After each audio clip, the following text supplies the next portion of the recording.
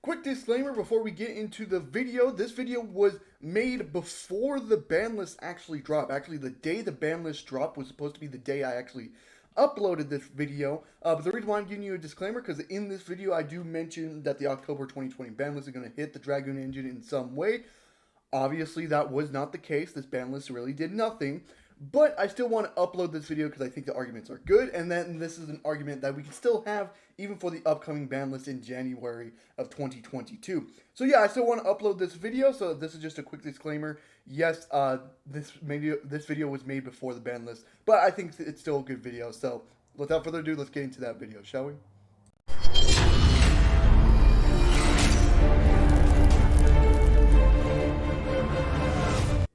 Hello everybody, my name is Codline3639. Welcome back to another video. Today, in this one, it's going to be another debate video, and in this one, it's going to be the Red Eyes Dark Dragoon debate. Should it be banned or should it be left untouched? We are full swing into ban list season, and I feel like Dragoon is one of the main targets for this upcoming ban list, and there's a couple reasons why for that, but there's also another couple reasons why people don't think it should be banned, and that's why we're having this video today. So we're going to be first off covering the effect of Dragoon, even though I feel like most people will know the effect by now. But after that, we'll cover the ban arguments, and then we'll cover the rebuttal, which is basically the don't ban argument kind of thing. And then at the end of the video, I'll give you my thoughts on where I stand in this debate. So without further ado, let's get right into the video.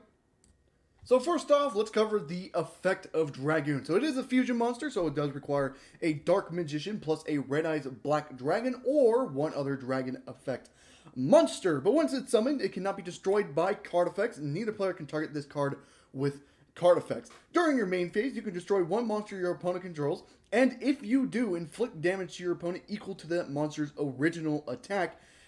You can use this effect a number of times per turn, up to the number of normal monsters used for this card's fusion summon. Once per turn, when a card or effect is activated, quick effect, you can discard one card, negate the activation, and if you do, destroy the card, and if you do that, this card gains 1,000 attack. A very, very powerful effect, a non-targeting, non-destruction card that also does a non-destruction pop during your turn on your opponent's field, which is kind of ridiculous as well. Then it has a quick effect, negation and destroy, which gains attack as well. So very powerful effect. Now let's get into the ban argument, shall we?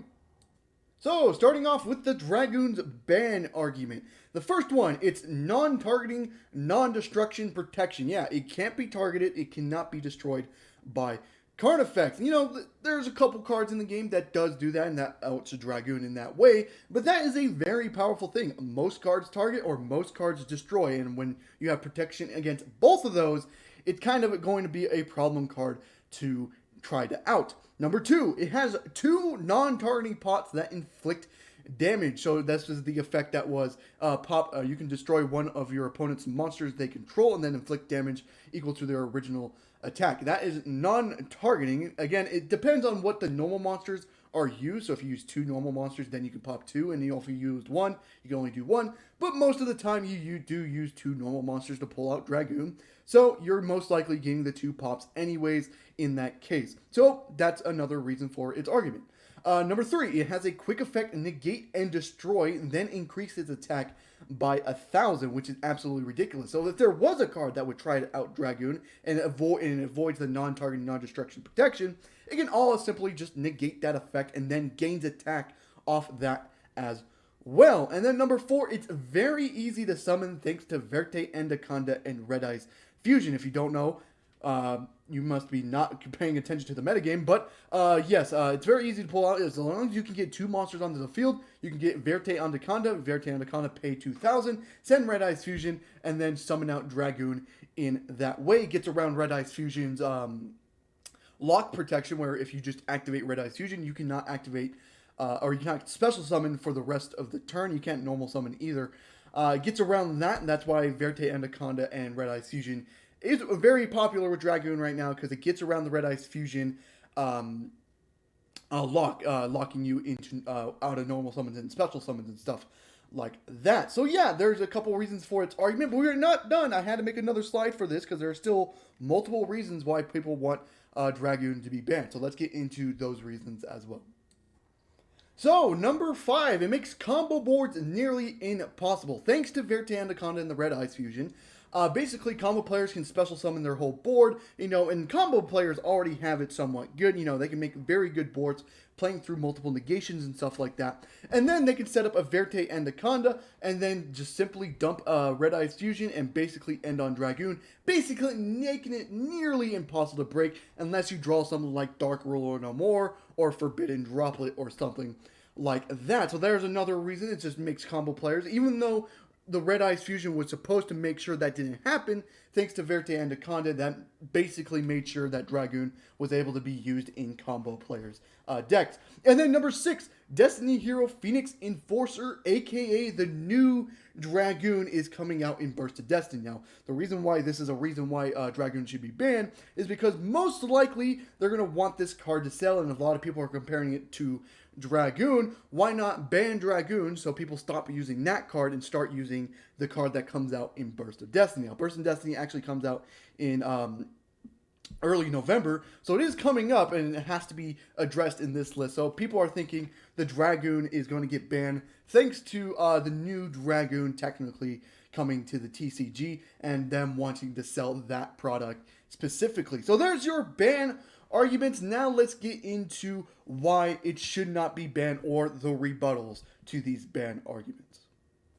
Now on to Dragoon's rebuttal, or just basically a counter to what the ban arguments are. So starting off with number 1 is all meta decks have out to Dragoon. Even though surprisingly it has the non-targeting, non-destruction effect, most meta decks can actually out Dragoon with pretty much ease, and basically that negation is not enough to stop them in their turn as well, because usually you can just beat it over an attack because it can be destroyed by battle. You can non-target banish the card because it doesn't have that protection, or you can just send it to graveyard with something like Zeus's effect. That also works in that case. So most meta decks have outs to Dragoon. Number 2, most meta decks actually don't play Dragoon. Starting off with Tri-Brigade, they can't cheat out Verte Anaconda to pull out Dragoon, so there's no point for them to play it. Praying Kids really just want to stick with Praying Kids because they can fusion summon and they kind of need the zones freed up as well once they pull out their Battle Butler and stuff like that. Dragon Link usually gets locked into Dark Dragons from the extra deck, so there's really no point in pulling out Dragoon because surprisingly, Dragoon is not a dragon, it's a spellcaster. Virtual World technically can play it, but most decks usually don't play it because they can cheat it out with something like Mud Dragon of the Swamp, but you can't really use normal monsters, so there's really no point. It's basically just for the negation. Most virtual world players usually just play Caligula instead. Salamangreat can't play it because they would rather just end on Sunlight Wolf. They don't get locked into anything, but they would rather end on something like one of their link monsters, such as Sunlight Wolf or something like that, so their back rows are activated. Sky Striker can't play it because they would need their Dragoon would need to special summon in their main monster zones, which would turn off their spells and traps. So basically, a lot of the meta decks can't really play Dragoon because it kind of counteracts with their strategy and stuff like that. Number 3, it actually helps most road decks compete with those meta decks. Something like Adamancipator and Subterrors, for example. Adamancipators can set up a decent board, but Dragoon on top of it makes it one of those things where it's a combo board that's nearly impossible to break. But in this case, Adamancipator is rogue enough where Dragoon actually helps out the deck more than actually hurts the meta overall. Subterrors can play it because they would usually just play back rows, and they can set instead of normal summoning and that technically gets around the Red Eyes fusion lock as well. So it actually, in some cases, actually helps road decks compete with meta decks, and why we see so much variation in today's current metagame compared to, what it used to be kind of thing.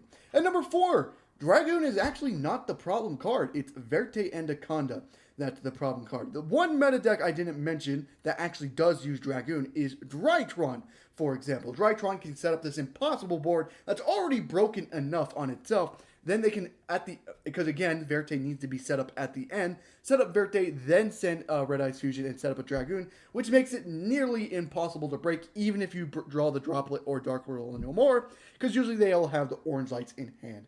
Anyways, that's why.